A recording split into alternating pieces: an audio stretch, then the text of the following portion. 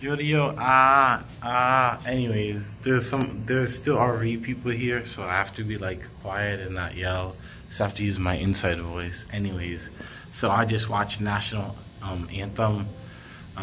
It was good. It was like this indie movie.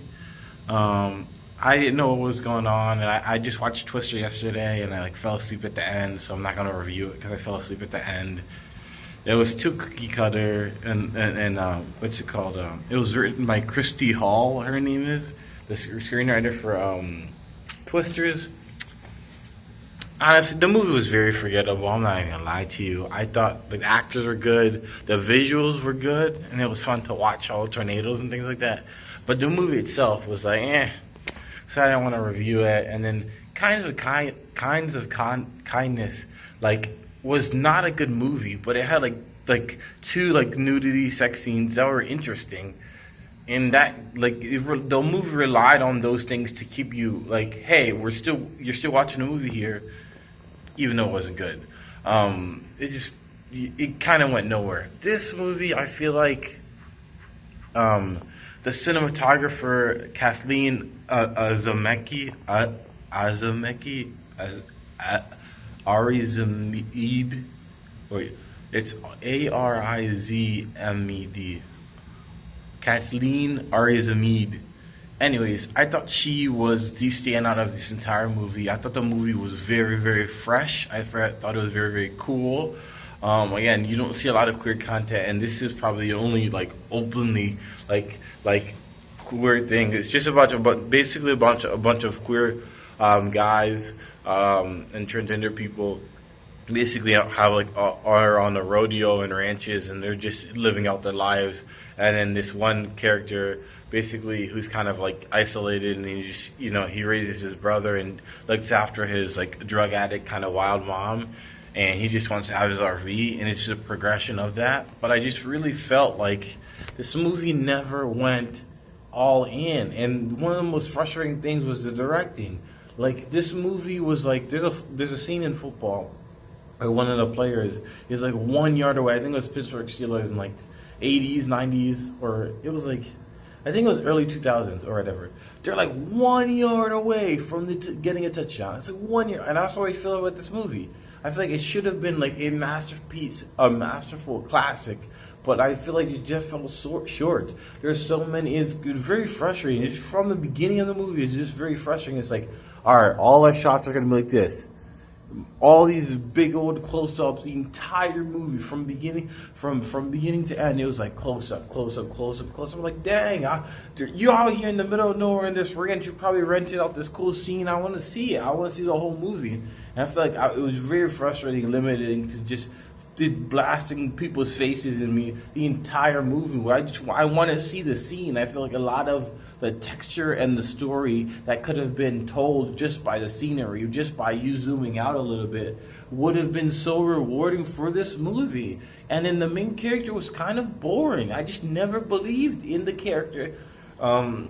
It's kind of frustrating because he's just kind of like doing the Vin Diesel mumble whisper, and I'm like, yo, sell me on the story, sell me on why you love this girl, show me on why you love the whole thing, show me about this relationship, show me about you coming out like for the first time and truly being yourself, representing your sexuality and things like this, and especially in a world where it's like condemned and you're an outcast, I want to see it, and I just never.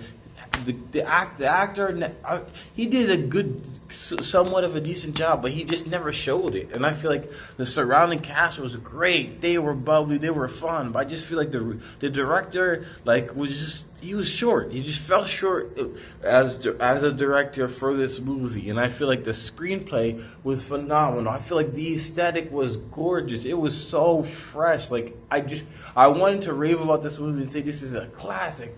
Bang, that's it, cut and dry, But instead of it's a really good movie that touches on a topic that's not really discussed, and it should be discussed. Obviously, pro LGBT and all the things like that. I even got my pants.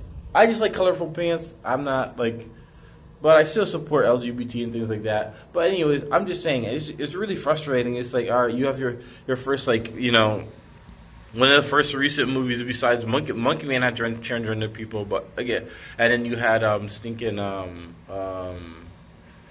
Getaway Driver, whatever the one movie was called, um, by one of the Coen brothers and things like that. But it's basically few and far between, and this is probably one of the best LGBT movies that have ever existed, without a doubt. And the movie is good. You know, it's really, really cool. The movie went by so fast. There's so much quality in this. I'm very nitpicking, but I'm not just nitpicking. I'm calling it out for not being better. Like, the directing just felt short in so many areas. Like, all right, you got all these close-ups, and then the story's kind of dragging along, and you should not, like I said, I like things when things keep it moving. But this movie, the whole movie, I'm judging a lot of, it's not even one scene. Every scene has the same problem as the one previous and the one after. The entire movie as itself just fell short of directing. There's no direction in it to really push it forward. It relied on the screenplay, which was already really good, and it relied on the aesthetic, which was already really good, but it never carried its weight. The director never carried his weight to really make this movie an exceptional classic. But the movie is strong, it's amazing, it's very special. I loved every moment of the movie. I thought it was very cool. I just was just frustrating that it just never went to classic. It was really good, but it didn't go to classic. But it should have easily been classic. But I'm not gonna say it's classic because it's just it's why I gotta look at the person's face like this every scene, It's and give the mom a bit of character, give the husband, give the guy piece a little bit of character.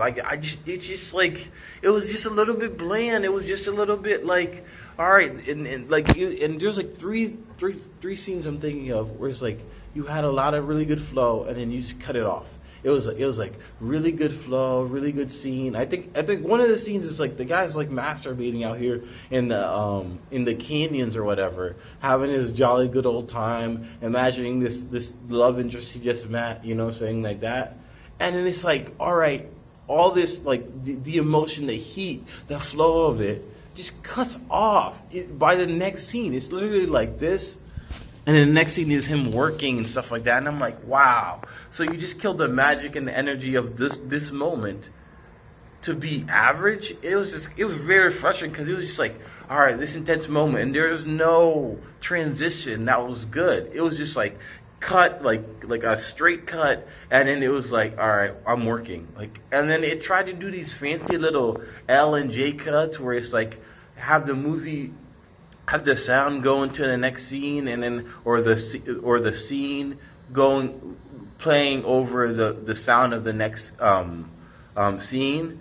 And they again these a lot of it's not even just small stuff. It's just bad decisions made. Yeah, it's really and it's noticeable. I don't know. I watch a lot of movies, but I just feel it was just noticeable how it was just not as good as it should have been. And I am hounding, so there's probably a young director who's never directed, and there's probably a new space and things like that.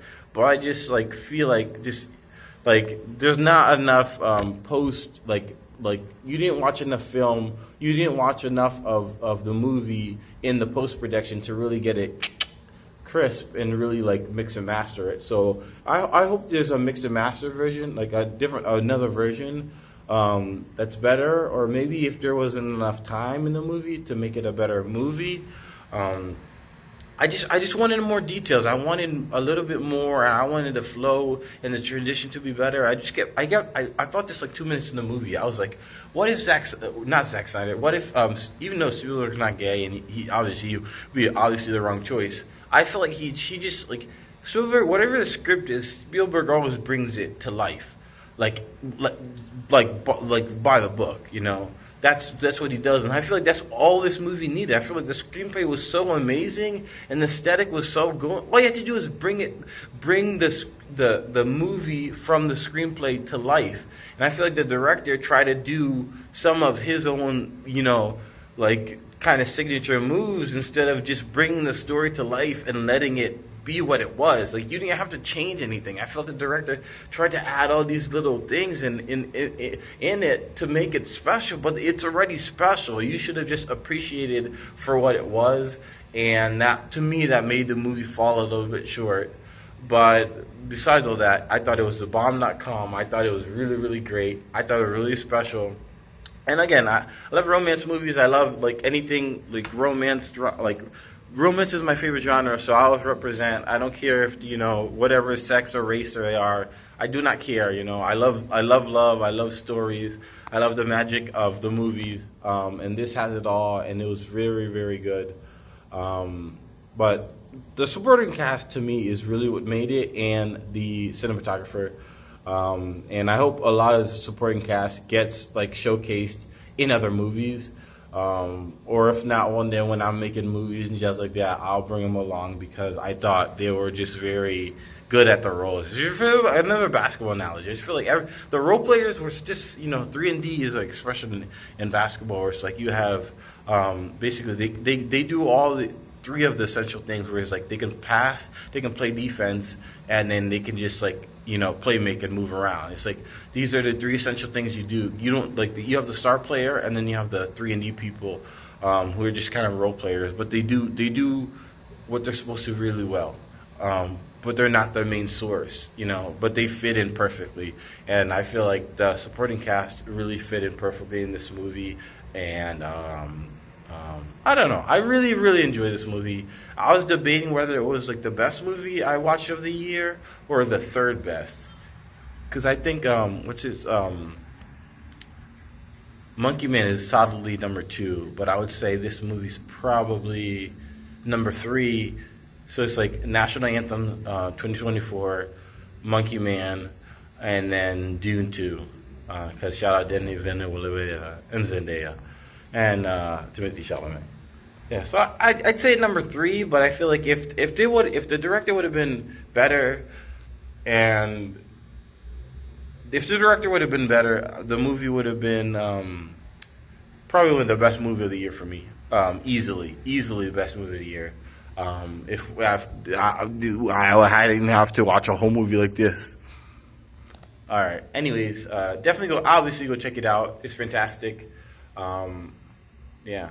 I'm just, it was really good. And it was really, what's the word? The movie was gripping the whole movie. It was always like, I want to see what happens next type movie, which I was like, and it went by pretty quick. So anyways, have depth of life and keep doing you.